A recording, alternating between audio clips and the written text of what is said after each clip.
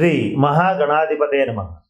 ఈరోజు మనం 2023వ సంవత్సరం సెప్టెంబర్ నెల రాశి ఫలాల్లో భాగంగా మకర రాశి వారికి ఈ మాసం ఎలా ఉంటుంది అనేటువంటి అంశం గురించి తెలుసుకుందాం. ఇది తెలుసుకోబోయే ముందు అసలు మకర రాశి అంటే ఏమిటో తెలుసుకుందాం.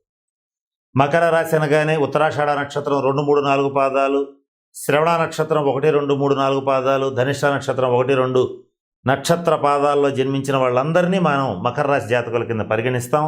వీళ్ళకి ద్వితీయ స్థానంలో శని సంచారం జరుగుతోంది, అంటే ఏలినాటి శని ఇంకా పూర్తిగా పోలేదు. అలాగే చతుర్థంలో గురు రాహువులు, సప్తమంలో శుక్రుడు, అష్టమంలో రవి బుధులు, భాగ్యస్థానంలో కుజుడు, దశమంలో కేతువు ఈ మాసం ప్రధానమైనటువంటి ఫలితాలను నిర్దేశిస్తున్నాయి.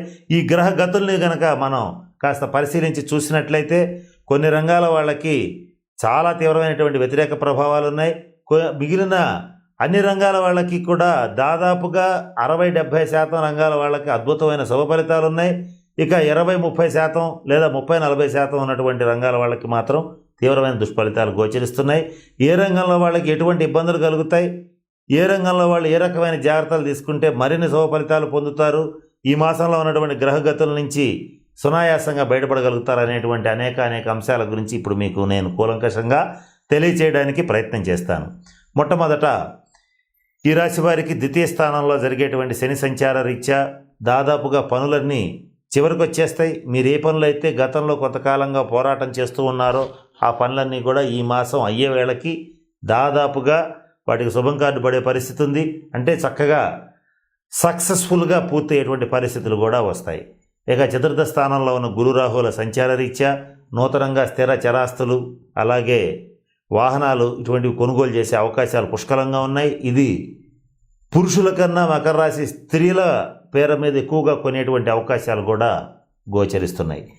జీవిత భాగస్వామి నుంచి కొన్ని సందర్భాల్లో సహాయ సహకారాలు ఏమాత్రం లభించవు. అయినప్పటికీ కూడా మీకున్నటువంటి వాక్చాతుర్యంతో, మీకున్నటువంటి ఫేస్ వాల్యూతో, మీకున్నటువంటి బుద్ధితో, ప్రజ్ఞతో సునాయాసంగా కుటుంబ పరిస్థితులన్నింటినీ కూడా చక్కదిద్దుకోగలుగుతారు. చక్కగా శభాష్ అనిపించుకునేటువంటి పరిస్థితి ఇంటా బయట రెండు చోట్ల కూడా తప్పకుండా ఉంటుంది.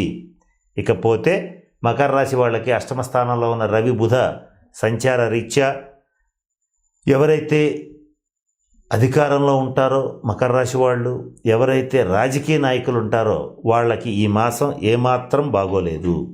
వీళ్ళిద్దరిలో కూడా రాజకీయ రంగంలో ఉన్నటువంటి వాళ్ళకి ఏమాత్రం బాగాలేదు. తీవ్రమైన అనారోగ్య సూచనలు వచ్చే పరిస్థితులు ఉన్నాయి. అలాగే ప్రజాగ్రహం అనేటువంటిది పెళ్ళుబుగుతుంది. రాజకీయంగా అనిశ్చితమైనటువంటి పరిస్థితులు ఏర్పడతాయి. ఈ రెండిట్లో ఏదో ఒకటి వారి వ్యక్తిగత జన్మజాతక రీత్యా మకర రాశి వాళ్ళకి తప్పకుండా సెగ తగిలే పరిస్థితులు ఉన్నాయి. కనుక వారి వ్యక్తిగత జన్మజాతక రీత్యా తగిన శాంతి పరిహార క్రియలు మరి ముఖ్యంగా ఈ మాసం జరిపించుకోవాలి. దీనికి ప్రత్యేకమైన కారణం ఉంది. అది రేపు రాబోయేటువంటి వీడియోల్లో వివరించడం జరుగుతుంది. ఈ మాసం కాస్త జాగ్రత్తగా గమనించినట్లయితే శని శుక్రుల మధ్య, అట్లాగే గురు కుజుల మధ్య, రాహుకి కుజుడికి మధ్యలో ఇట్లా అనేక గ్రహాల మధ్య షష్టాష్టక స్థితులు గోచరిస్తున్నాయి. వీటి వల్ల అనుకోని ఉపద్రవాలు జరిగే పరిస్థితులు ఉన్నాయి. వీటి గురించి సపరేట్గా ఒక వీడియో చేయటం అనేటువంటిది జరుగుతుంది. దాని రీత్యా అందున ఏలినాటి శని సంచార రీత్యా, అర్ధాష్టమ రాహు సంచార రీత్యా, అష్టమ రవి సంచార రీత్యా మకర రాశి రాజకీయ నాయకులు మాత్రం కాస్త జాగ్రత్తగా ఉండవలసినటువంటి పరిస్థితులు గోచరిస్తున్నాయి. ఇకపోతే ఈ మాసం మీరు పూజించవలసినటువంటి దైవం శివుడు. శివుడిని ఖచ్చితంగా ఆరాధించాలి. మీకు అదృష్టాన్ని ఇచ్చేటువంటి రంగు నీలం రంగు, వ్యతిరేకమైన రంగు ఎరుపు రంగు. అలాగే అదృష్ట సంఖ్య 8, అలాగే అదృష్టాన్ని ఇచ్చేటువంటి లోహం వెండి. మీరు ఒక చిన్న వెండి లాకెట్ని చేయించుకొని దాన్ని ఎప్పుడు మీ దగ్గర ఉండేటట్లుగా చూసుకోండి, అంటే మీ జేబులో ఉండేటట్లుగా చూసుకోండి. ఒకవేళ అది కనుక ఇబ్బంది అయితే మీ క్యాష్ కౌంటర్లో, అంటే మీరు డబ్బు ఎక్కడైతే దాస్తారో అక్కడ చతురస్రాకారంగా ఒక వెండి లాకెట్ని చేసుకుని దాన్ని మీ క్యాష్ కౌంటర్లో ఉంచుకునేటట్లయితే చక్కటి ఆర్థిక అభివృద్ధి అనేటువంటిది మీకు ఉంటుంది. ఇకపోతే ఈ మాసం మీకు దురదృష్టవారంగా ఆదివారాన్ని చెప్పవచ్చు. వీలైనంత వరకు ప్రముఖుల్ని కలవడానికి వెళ్ళాలన్నా, ముఖ్యమైన పనులు మొదలు పెట్టాలన్నా, సమాజంలో పలుకుబడి ఉన్నటువంటి వ్యక్తులతో పరిచయం పెంచుకోవాలన్నా వీలైనంత వరకు ఆదివారం వెళ్ళవద్దు. శనివారం వెళ్ళవచ్చు, శుక్రవారం కూడా వెళ్ళవచ్చు. అలాగే వివాహ సంబంధ ప్రయత్నాలు చేయాలన్నా కూడా ఏదైనా ముఖ్యమైన పని చేయాలనుకున్నప్పుడు శుక్ర శనివారాల్లో చేయండి, కానీ వీలైనంత వరకు ఆదివారం చేయవద్దు అనేటువంటిది మకర రాశి వాళ్ళకి ప్రత్యేకంగా చెప్పేటువంటి సూచన. ఇకపోతే మకర రాశి వారికి దశమ స్థానంలో కేతుగ్రహ సంచారం జరుగుతోంది. మీరు చేసేటువంటి వృత్తి, ఉద్యోగ, వ్యాపార వ్యవహారాలు ఏవైనా కూడా అకస్మాత్తుగా మార్పులు వస్తూ ఉంటాయి. అంటే మంచి జరిగినా సడన్గా జరుగుతుంది, కొంత ఇబ్బంది పడ్డా సడన్గా ఇబ్బంది పడతారు. ఇటువంటి ఇబ్బందుల నుంచి తప్పించుకోవడానికి గణపతిని గరికతో ఆరాధించండి. అలాగే ఏలినాటి శని ప్రభావం మీ మీద పూర్తిగా పోలేదు. పూర్తిగా పోవడానికి మకర రాశి వాళ్ళు తప్పనిసరిగా సోమవారం, శనివారం ఈ 2 వారాల్లో శివారాధన చెయ్యండి. శివాలయాన్ని సందర్శించండి. వీలైనంత వరకు ఒక రోజున సోమవారం కావచ్చు, శనివారం కావచ్చు, పాలతో లేదా పంచామృతాలతో పరమేశ్వరుడిని భక్తి ప్రపత్తులతో అభిషేకం చేయించుకునేటట్లయితే ఈ ఏలినాటి శని బాధలు, కేతుగ్రహ బాధలు ఇవన్నీ కూడా సమూలంగా తొలగిపోతాయి. ఇకపోతే ఈ మాసం ఎవరైతే విద్యారంగంలో ఉంటారో వాళ్ళకి బాగుద్ది. చక్కటి మార్కులు, ఉత్తీర్ణత శాతం బాగుంటుంది. ప్రభుత్వ రంగ, ప్రైవేట్ రంగ ఉద్యోగస్తులకి, వ్యాపారస్తులకి, మంచి ఇండస్ట్రీస్ నడిపేటువంటి వాళ్ళకి, పెద్ద పెద్ద వ్యాపారాల దగ్గర నుంచి సాధారణ వ్యాపారాలు చేసేటువంటి వాళ్ళందరికీ కూడా చాలా బాగుంది. వివాహ ప్రయత్నాలు చేసేటువంటి వాళ్ళకి ఈ మాసం అత్యంత అనుకూలంగా ఉంది. మంచి సంబంధాలు ఉంటాయి. మంచి సంబంధాలు వస్తాయి, మీ దాకా వస్తాయి. మీకంటే ఆర్థికంగా మంచి ఉచ్చస్థితిలో ఉన్నటువంటి సంబంధాలే మిమ్మల్ని వెతుక్కుంటూ రావడం అనేటువంటిది మీకు ఆశ్చర్యాన్ని కలిగిస్తుంది.